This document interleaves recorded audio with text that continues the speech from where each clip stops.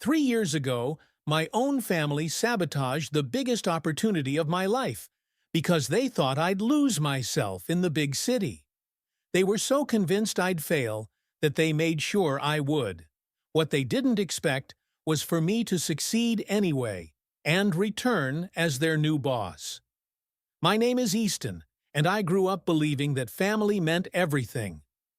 Our little town of Millbrook had exactly 3,000 people when I left, the kind of place where everyone knows your name, your business, and exactly how you're supposed to live your life. My family's name was carved into this town like an old gravestone. For 3 generations, the Harpers had owned Millbrook Agricultural Supply, the beating heart of our farming community. Every morning, I'd wake up to the smell of fertilizer and the sound of farmers' trucks rumbling past our house, and my father would remind me that one day all of this would be mine. But here's the thing they never understood. I wanted more.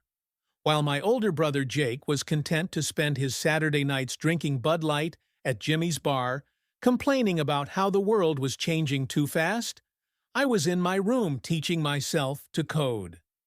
While Dad lectured me about honest work and keeping your feet on the ground, I was building websites for local businesses, dreaming of Silicon Valleys and startup stories. When other kids were talking about which tractor they'd inherit, I was sketching out business plans on napkins. The day that acceptance letter arrived from the Tech Forward Accelerator program in San Francisco, I thought it was the beginning of everything. 6 months of intensive training, mentorship from industry leaders, and a shot at funding that could change my entire life. I remember holding that letter in my hands, my heart pounding so hard I thought the neighbors could hear it. This was my golden ticket, my chance to prove that a small-town kid could make it in the big leagues. My mother, bless her heart, tried to smile when I showed her. She always enabled whatever kept the peace in our house, nodding along to Dad's dreams while quietly nurturing mine. But my father? The man's face turned the color of old brick. Betraying tradition, he called it, like I was spitting on 3 generations of Harper sweat. And Jake, God, Jake looked at me like I'd just announced I was joining the circus. He'd spent 27 years in this town, watching his friends leave one by one, always finding an excuse to stay behind. The bitterness in his eyes was almost palpable. You see, I'd always been the golden child, the son who got straight A's, who helped old Mrs. Peterson with her computer, who actually showed up to family dinners with a smile. Dad used to brag about me to anyone who'd listen. That boy's going to take this business to the next level. But the moment I dared to dream beyond the county lines, that golden glow started to tarnish in their eyes. I should have seen the signs. The way Dad's jaw would tighten whenever I mentioned San Francisco. How Jake would change the subject every time I talked about the future I was building. The way Mom would glance nervously between us all during dinner, like she was watching a bomb with a slowly burning fuse. I was 25 years old, and I thought I knew everything about loyalty, about family, about what it meant to chase your dreams. I was wrong about all of it, because sometimes the people who are supposed to lift you up are the very ones who'll tear you down. Not because they hate you, but because they're terrified of being left behind. What I didn't know was that my family had already made a decision about my future. And it wasn't the future I'd chosen for myself. The night before I was supposed to leave for San Francisco will haunt me until the day I die. I had my bags packed, my train ticket printed, and a speech prepared about how I'd make the family proud. I was practically vibrating with excitement, checking my bank account one last time to make sure my savings were intact for the journey ahead. That's when my world imploded. Account suspended. The words on my phone screen didn't make sense at first. I called the bank, hands trembling, thinking it was some kind of mistake. The representative's voice was apologetic but clear. "Mr. Harper, your father, as co-signer, has closed this account. All funds have been transferred, as per his request. 8 years of saving. Every dollar from my part-time jobs, every birthday gift, every small victory, gone. Just like that. I stormed into the kitchen where Dad was sitting with his coffee, reading the newspaper like it was any other morning. "What the hell did you do?" I shouted, my voice cracking like a teenager's. He didn't even look up. "I saved you from making the biggest mistake of your life," he said, folding his paper with deliberate precision. That's when Mom appeared in the doorway, tears already streaming down her face. She knew. She'd known all along. But it got worse. So much worse. Jake came home an hour later, jangling keys in his hand. Keys that looked awfully familiar. My car keys. The beat-up Honda Civic I'd bought with my own money, spent weekends fixing up, had dreams of driving to California. "Sorry, little brother," he said, not looking sorry at all. "Dad needed something to cover the business expenses this month. Found a buyer real quick." The casualness in his voice, like he was talking about the weather, made my stomach turn. I lost it. Completely lost it. I launched myself at Jake, fists flying, screaming every curse word I'd ever heard. He was bigger than me, always had been, but rage made me reckless. We crashed into the kitchen table, glasses shattering, Mom screaming for us to stop. Jake's fist connected with my jaw, and I tasted blood. "You selfish piece of shit!" I yelled, scrambling to my feet. "That was my car! My money!" Dad finally stood up, his presence filling the room like a storm cloud. "Enough!" he roared, and for a moment we all froze. Then his voice dropped to that cold, calculating tone that had intimidated town council members for decades. "I called your little program yesterday. Told them you'd changed your mind. Thanked them very politely for the opportunity." The room went silent, except for the sound of my world crashing down. I stared at him. This man who'd raised me, who'd taught me to ride a bike and change a tire, who'd called me champ for as long as I could remember. "You destroyed my future," I whispered, the words barely escaping my throat. "I saved it," he shot back. "You think that city's gonna care about some farm boy? You'll be back in 6 months, broken and begging. I've seen it happen before. Your cousin Marcus went to Chicago, remember? Came back addicted to drugs. Couldn't hold a job. I won't watch you become another casualty." Jake stepped forward, his lip bleeding from our fight. "We did this because we love you, Easton. The family business needs you. The town needs you. Stop being so goddamn selfish and see what you already have here." That's when something inside me snapped. Not anger, pure crystalline clarity. I looked at each of them. My father, stone-faced and righteous. Jake, bitter and desperate to pull me down to his level. Mom, weeping into her hands like this was a funeral instead of a choice. "You want to know what's selfish?" I said, my voice steadier than I felt. "Sabotaging your own son's dreams because you're too scared to let him go." I walked to my room, grabbed my backpack, and stuffed it with whatever I could carry. When I came back downstairs, they were all standing there like they were expecting me to break down, to surrender, to stay. Instead, I pulled out the crumpled envelope I'd been carrying, my emergency fund. $237 I'd hidden in an old book. Mom's eyes widened. She hadn't known about this money. "Here's your ultimatum," I said, echoing Dad's earlier words. "I'm leaving. Right now. With or without your support. But know this, you didn't save me from anything. You taught me exactly what kind of family I don't want to become." Dad's face turned purple. "You walk out that door, boy, and you're no longer my son. We're done. You hear me? Done." I looked him straight in the eye, this giant of a man who'd shaped my entire world, and said the words that would change everything. "I guess that makes both of us orphans now." And with that, I walked out into the cold night, my breath forming clouds in the air, my heart broken, but my resolve unshakable. Behind me, I heard Mom sobbing, Jake calling me an idiot, and Dad slamming the door so hard the whole house shook. I didn't have a car, my bank account was empty, and my dreams lay in ruins at my feet. But I had something they hadn't counted on. The absolute certainty that proving them wrong was now the only thing that mattered. As I walked toward the bus station in the dark, I made myself a promise. I would not just survive in San Francisco. I would thrive. And one day, when I had the power they'd stolen from me, I'd show them exactly what they'd lost. What I didn't know was that San Francisco would be both the hardest thing I'd ever done and the making of everything I'd become. The city that was supposed to break me, it was about to forge me into something unbreakable. San Francisco tried to kill me in every way a city can kill a dreamer. For the first 3 months, I slept in a garage that I shared with 2 other guys, breathing in fumes from the cars and trying to block out the sound of rats scurrying through the walls.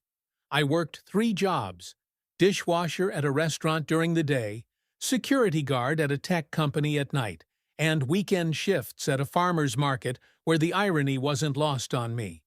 Selling vegetables to people who probably made more in an hour than I made in a week. Every muscle in my body ached constantly.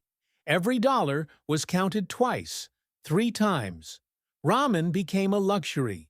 There were nights I sat on that concrete floor, staring at my phone, wanting so badly to call home and beg them to take me back that my finger hovered over Dad's number.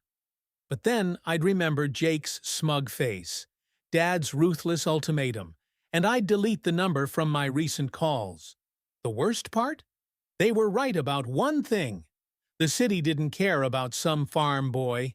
I applied to dozens of companies, only to be told I needed more experience, better connections, a degree from the right school. Rejection after rejection after rejection. But here's what they hadn't counted on. Failure had become my fuel. During those quiet hours as a security guard, I wasn't just sitting there. I was learning, teaching myself advanced coding, devouring online courses, building projects that nobody asked for but everybody needed. I networked like my life depended on it, which it did. Coffee meetings at 6 a.m. before my restaurant shift, boot camp meetups after my security rounds. I was possessed by the need to succeed. Then, 18 months in, everything changed. I was at a tech meetup in South of Market, looking like garbage after a double shift, when I heard 2 ag-tech entrepreneurs complaining about supply chain inefficiencies in rural farming communities. My ears perked up. These city guys were talking about problems I'd grown up watching my father struggle with. Inventory management, supplier communication, seasonal demand forecasting. I approached them, probably stinking of grease and exhaustion, and said, "What if I told you someone's already solved that problem?" They looked at me like I'd crawled out of a sewage drain, but I kept talking. I told them about my idea for an integrated platform that could revolutionize agricultural supply chains, using real-time data and predictive analytics to optimize everything from inventory to delivery routes. 3 weeks later, I had my first investor meeting. 6 months after that, FarmFlow Technologies was born. The platform I'd been building in my head since I was 16, refined by watching Dad's business struggle with outdated systems, became the thing that Silicon Valley couldn't get enough of. The growth was insane. Series A funding came faster than anyone expected. Major agricultural suppliers started signing on. We weren't just solving problems, we were transforming an entire industry. And somewhere in the back of my mind, I kept thinking about a small agricultural supply store in Millbrook, population 3,000, still using paper ledgers and phone calls to manage their business. 2 years after I'd started the company, my CTO brought me some interesting market research. "There's a consolidation happening in the agricultural supply space," she said, sliding a report across my desk. "Big players are buying out small regional suppliers who can't adapt to modern logistics. Look at this area. Her finger traced across a map that included my home state. That night, I couldn't sleep. I pulled up everything I could find about Millbrook Agricultural Supply. Tax records, business filings, local newspaper articles. The picture wasn't pretty. Dad had always been stubborn about change, and that stubbornness was finally catching up with him. Revenue was down 30% over 2 years. Customer complaints about delayed shipments and inventory issues were piling up. They were hemorrhaging market share to more efficient competitors. The next morning, I called our business development team. I want you to research acquisition opportunities in the Midwest, small agricultural suppliers who might benefit from our platform. I gave them specific parameters that I knew would lead them straight to Millbrook. 3 weeks later, they came back with a list of 12 companies, including Harper Agricultural Supply, now apparently going by Dad's full name instead of just Millbrook Ag, like it had been my whole life. The irony was perfect. The business that had rejected innovation was now failing because of that very rejection. But here's the kicker. I discovered that AgriCorp, one of the largest agricultural conglomerates in the country, was already circling Millbrook like a vulture. They specialized in buying struggling family businesses, gutting them, and turning them into sterile corporate outposts. Half the staff usually got fired.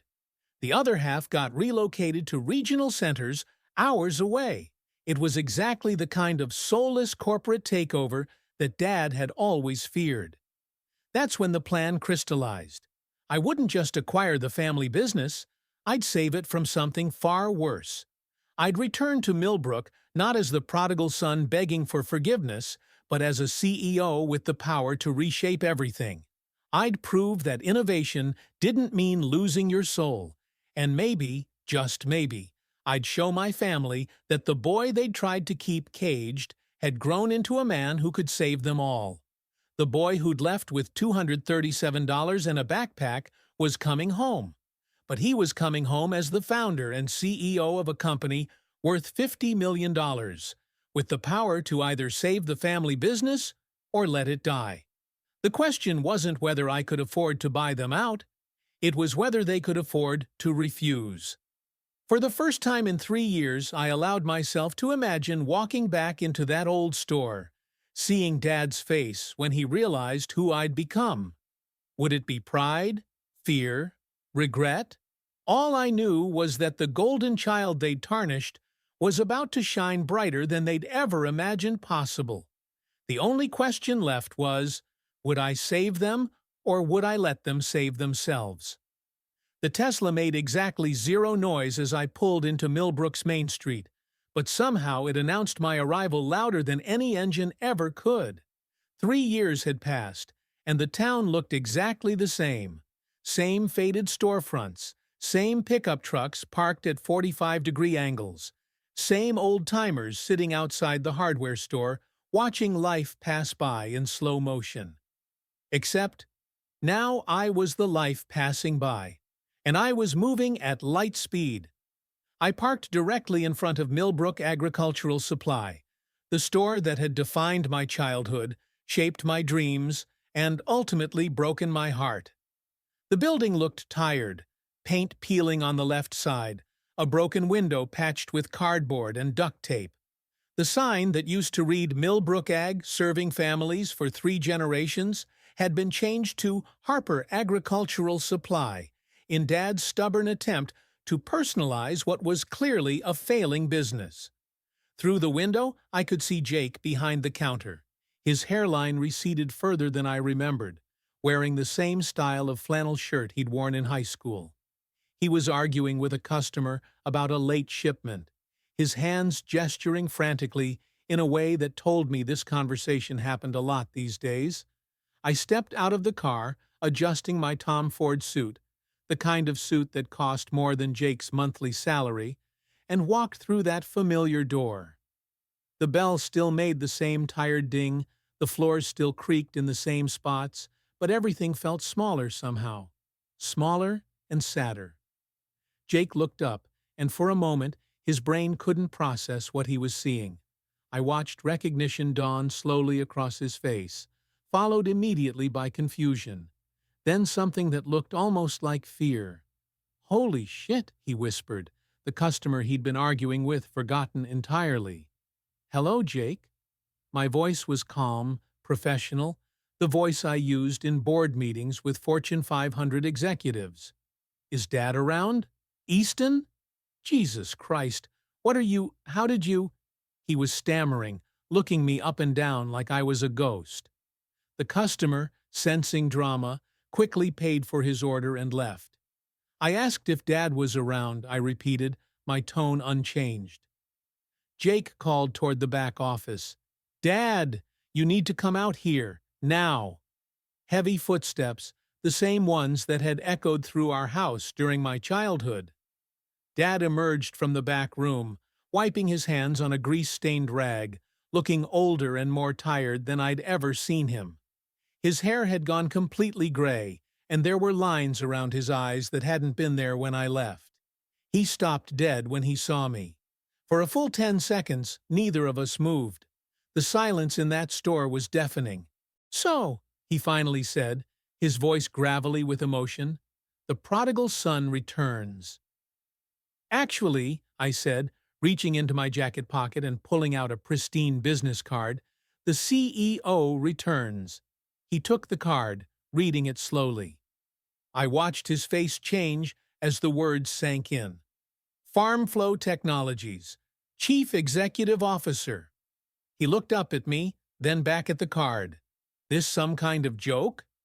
"The kind of joke that just raised $60 million in Series B funding," I said. "The kind of joke that's revolutionizing agricultural supply chains across North America. The kind of joke that could save your failing business." Jake moved around the counter, getting closer. Like proximity would help him understand what was happening. "Save our business? Easton? What the hell are you talking about?" I smiled then, the first genuine emotion I'd allowed myself to show since walking in. "Jake, Dad, let me introduce you to your potential new owners. My company is acquiring struggling agricultural suppliers and integrating them into our platform. We've been researching this market for months." Dad's face went red. I remembered that color. It used to terrify me. Now it just looked pathetic. "You little shit," he growled. "You think you can waltz back in here with your fancy clothes and your city attitude and take over our—" "Your what?" I interrupted, my voice sharp as a blade. "Your failing business? Your hemorrhaging customer base? Your 30% revenue decline over 2 years?" I pulled out my phone, showing him a detailed report. "I know everything, Dad. Every missed shipment, every lost contract, every penny you owe." The fight went out of him like air from a punctured tire. He slumped against the counter, suddenly looking every one of his 62 years. "Here's the situation," I continued, my voice softening slightly. "Agricorp is planning to buy you out next month. They've already made their offer, haven't they?" The look on Dad's face confirmed what I already knew. When they take over, half the staff gets fired. The other half gets transferred to their regional center in Minneapolis. This store becomes automated storage. Everything you built, everything Grandpa built, gets erased. Jake was shaking his head. "No, that's not. We wouldn't sell to them. Family business stays in the family." "Really?" I asked. "And what family member is qualified to run it? You, Jake? The guy who's never been more than 50 miles from this town?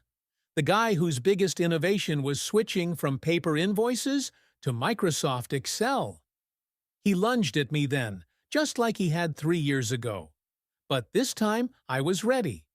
3 years of boxing at an expensive San Francisco gym had done wonders for my reflexes. I caught his swing and used his momentum to push him back against the wall. Not hard, just firm enough to make my point. "I'm not here to fight," I said, straightening my tie. "I'm here to offer you a choice." Dad found his voice again. "What kind of choice?" I walked over to the old metal desk where Dad had taught me to read invoices when I was 8 years old. FarmFlow Technologies is prepared to acquire Harper Agricultural Supply for fair market value, which, by the way, is significantly more than AgriCorp offered you. We'll modernize the operation, integrate it into our platform, and, here's the important part, we keep everyone employed. No one gets fired. No one gets relocated. The Harper name stays on the building.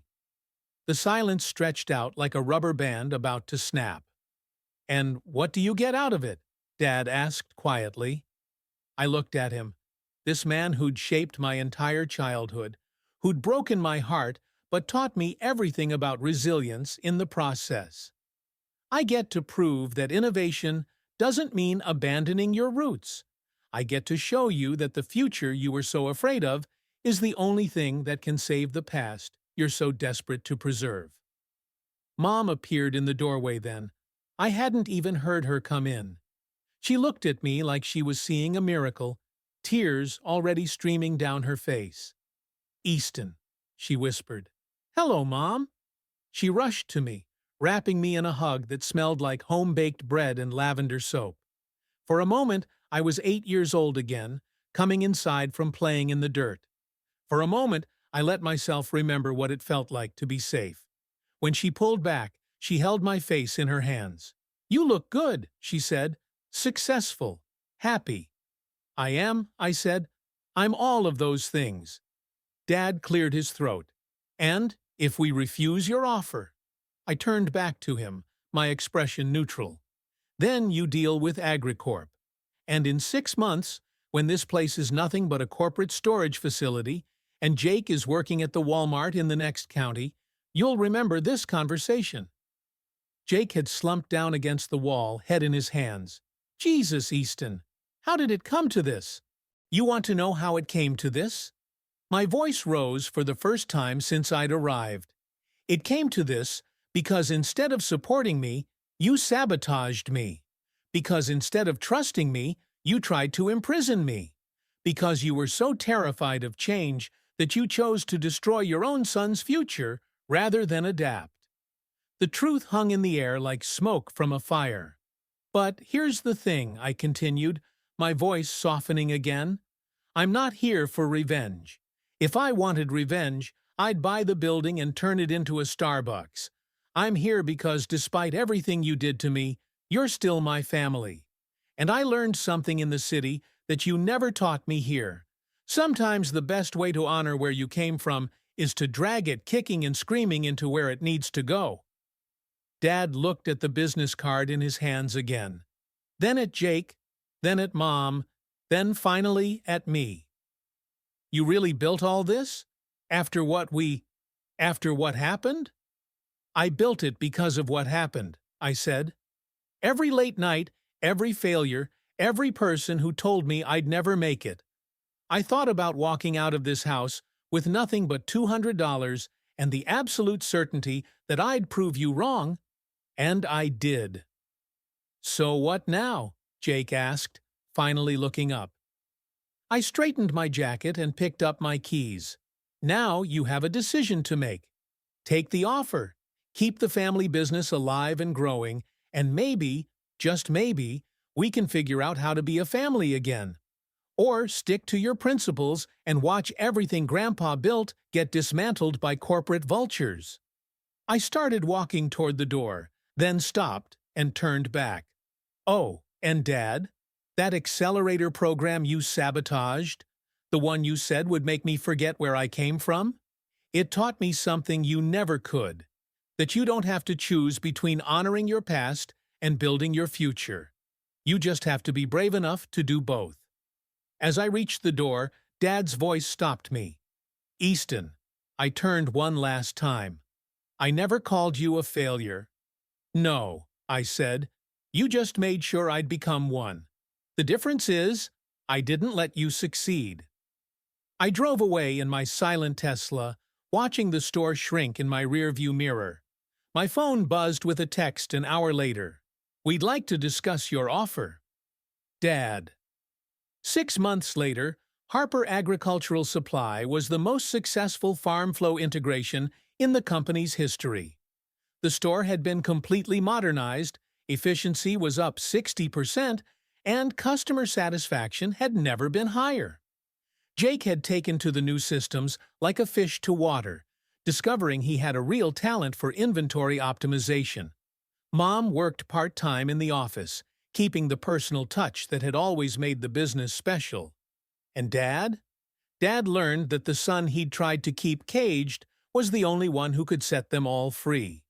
The golden child they'd tarnished had come home to polish everything around him, but more importantly, he'd learned that the best revenge isn't proving them wrong, it's proving them wrong while making them right about the things that truly matter.